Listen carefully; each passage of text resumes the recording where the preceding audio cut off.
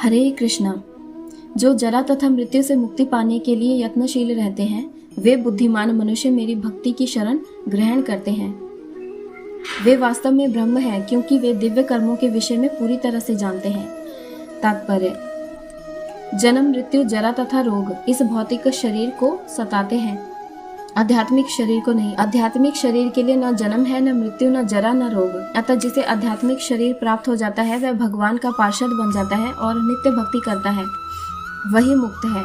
मैं आत्मा हूँ। कहा गया है कि मनुष्य को चाहिए कि वह ये समझे कि मैं ब्रह्म या आत्मा हूँ। जीवन का ये ब्रह्म बोध ही भक्ति है। जैसे कि इस श्लोक में कहा गया है, शुद्ध भक्त ब्रह्म पद पर आसीन होते हैं और वे दिव्य कर्मों के विषय में सब कुछ जानते रहते हैं।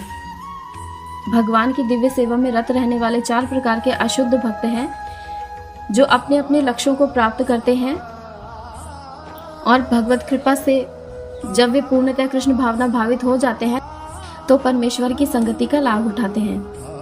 किंतु देवताओं के उपासक कभी भी भगवत धाम नहीं पहुंच पाते। केवल ऐसे व्यक्ति जो कृष्ण भावना अमृत में कर्म करते हैं, वे ही ब्रह्म कहलाते हैं।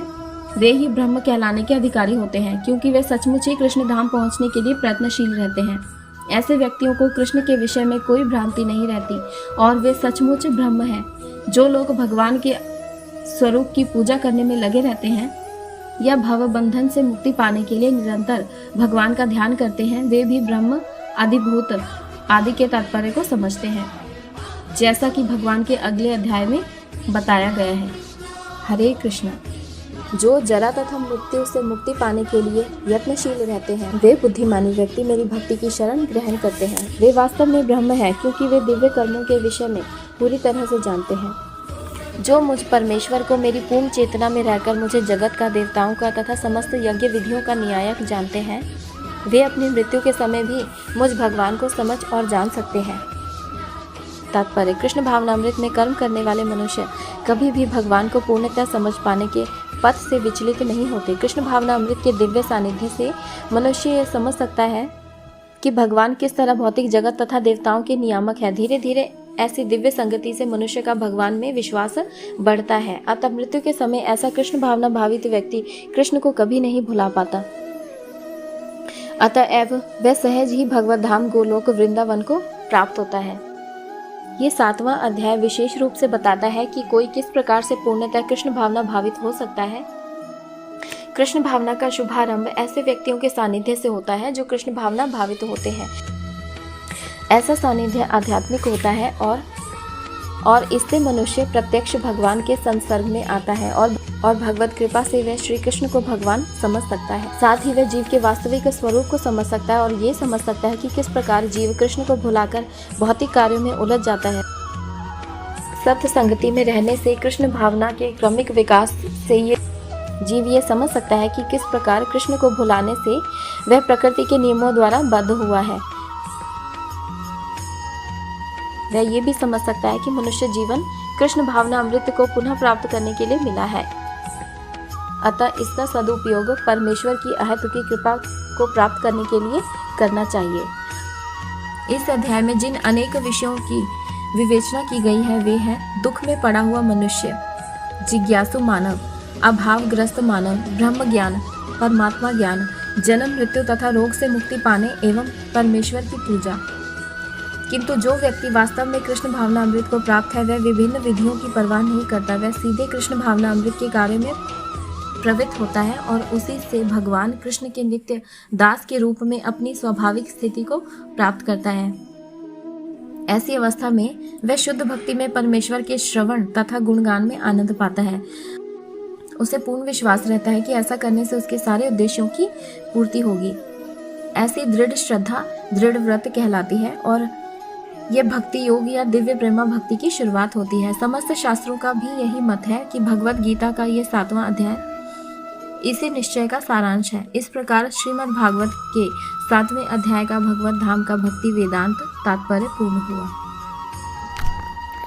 हरे कृष्णा। अध्याय 8। अर्जुन ने कहा, हे भगवान, हे पुरुषोत्तम, ब्रह्म क्या है, आत्मा क्या है, सकाम कर्म क्या है, ये भौतिक जगत क्या है तथा देवता क्या है? कृपा करके मुझे ये सब बताइए। तात्पर्य: इस अध्याय में भगवान कृष्ण अर्जुन के द्वारा पूछे गए ब्रह्म क्या है आदि प्रश्नों का उत्तर देते हैं। भगवान कर्म, भक्ति तथा योग और शुद्ध भक्ति की भी व्याख्या करते हैं। श्रीमद् भागवत में कहा गया है कि परम सत्य ब्रह्म परमात्मा तथा भगवान के नाम से जाना जाता है। साथ ही जीवात्मा या जीव को ब्रह्म भी कहते हैं। अर्जुन आत्मा के विषय में भी पूछता है, जिससे शरीर, आत्मा तथा मन का बोध होता है। वैदिक कोश के अनुसार आत्मा का अर्थ मन, आत्मा, शरीर तथा इंद्रियां भी होता है। अर्जुन ने परमेश्वर को पुरुषोत्तम या परम पुरुष कहकर संबोधित किया है, जिसका अर्थ ये होता है कि वह सारे प्रश्न अपने मित्र से नहीं अपितु परम पुरुष से उन्हें परम प्रमाण मानकर पूछ रहा था, जो निश्चित उत्तर दे सकते थे। हरे कृष्णा। हे मधुसूदन, यज्ञ का स्वामी कौन है और वह शरीर में कैसे रहता है, और मृत्यु के समय भक्ति में लगे रहने वाले आपको कैसे जान पाते हैं? अधियज्ञ का तात्पर्य इंद्र या विष्णु हो सकता है। विष्णु समस्त देवताओं में, जिनमें ब्रह्मा तथा शिव सम्मिलित है, प्रधान देवता है, और इंद्र प्रशासक देवताओं में प्रधान है। इंद्र तथा विष्णु दोनों की पूजा यज्ञ द्वारा की जाती है।